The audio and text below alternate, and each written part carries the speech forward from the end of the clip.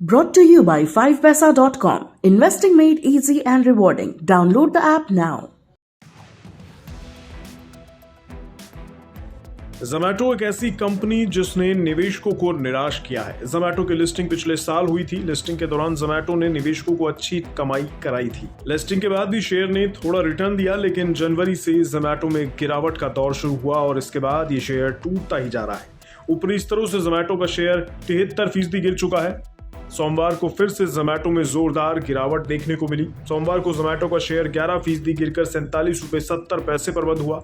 पिछले एक महीने में Zomato 28% और 6 महीने में 47% टूटा है। जनवरी से अब तक ये शेयर 66% टूट चुका है। Zomato में नई गिरावट प्री आईपीओ निवेशकों का लॉक इन पीरियड खत्म होने के बाद आई है। प्री आईपीओ निवेशक वो लोग होते हैं जिनका आईपीओ लेने से पहले कंपनी में पैसा लगा होता है।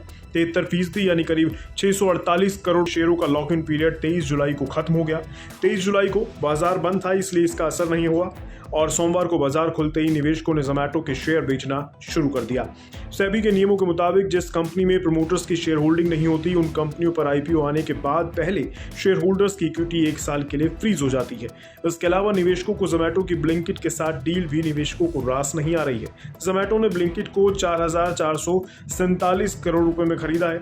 ब्लिंकिट को पहले ग्रोफर्स के नाम से जाना जाता था। ब्लिंकिट एक तरह का ऑनलाइन किराना स्टोर है जहां रोजमर्रा से जुड़े सामान मिलते हैं। Zomato में अभी सबसे ज्यादा शेयर होल्डिंग इन्फो एज की है। इन्फो एज की 15.18% हिस्सेदारी है।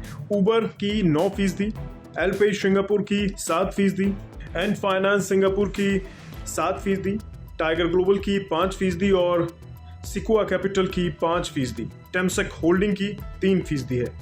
एक्सपोर्टर्स के मुताबिक लॉक इन पीरियड खत्म होने के बाद उबर और टाइगर ग्लोबल जैसे शेयर होल्डरों के रुख पर नजर रखनी चाहिए।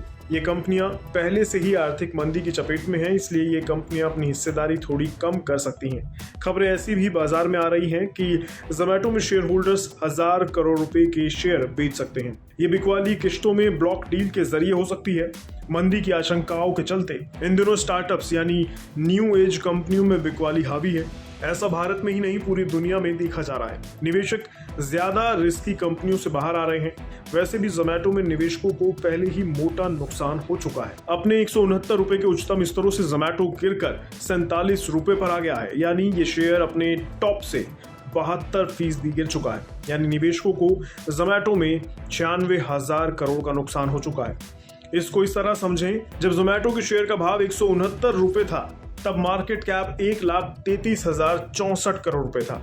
आज मार्केट 36,390 करोड़ रुपए पर आ गया है। इस तरह Zomato में निवेशकों का 96,670 करोड़ रुपए अब तक डूब चुके हैं।